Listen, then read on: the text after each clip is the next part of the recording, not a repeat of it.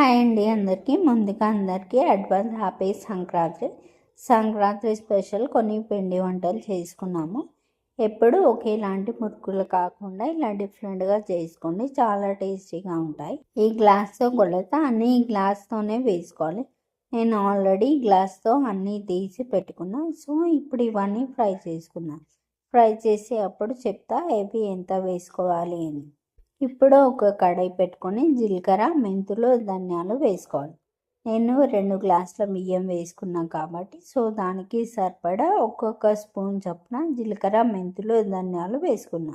ఇప్పుడు పావు గ్లాస్ చొప్పున సాబుదానా, శనగపప్పు, పుట్నాల పప్పు, అటుకులు వేసుకోవాలి. లాస్ట్లో 2 గ్లాసులు రేషన్ బియ్యం వేసుకోవాలి. అన్నీ మంచిగా ఫ్రై అయ్యి కలర్ చేంజ్ అయ్యాక స్టవ్ ఆఫ్ చేసుకొని ఒక దాంట్లోకి వేసుకొని చల్లగా చేసుకోవాలి.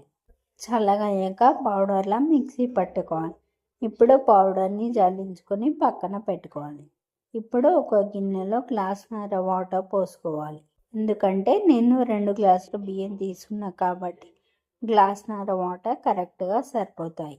ఇప్పుడు 1/2 స్పూన్ సాల్ట్, కారం వేసుకోండి. 1 స్పూన్ నువ్వులు వేసుకొని వాటర్ని మరిగించుకోవాలి. ఇప్పుడు వేడైన వాటర్ని పిండిలో వేసుకొని కలుపుకోవాలి.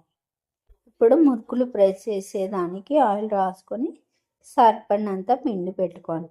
ఇప్పుడు ఒక కడాయి పెట్టుకొని డీప్ ఫ్రైకి ఆయిల్ పోసుకొని మురుకులు ఒత్తుకోవాలి.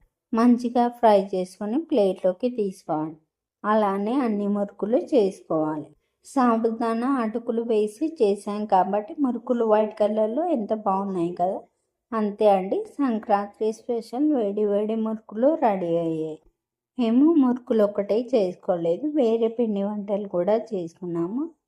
సో రేపు వచ్చే పార్ట్ 2లో చూడండి మేము రేపు వేరే ఏం పిండి వంటలు చేసుకున్నాము.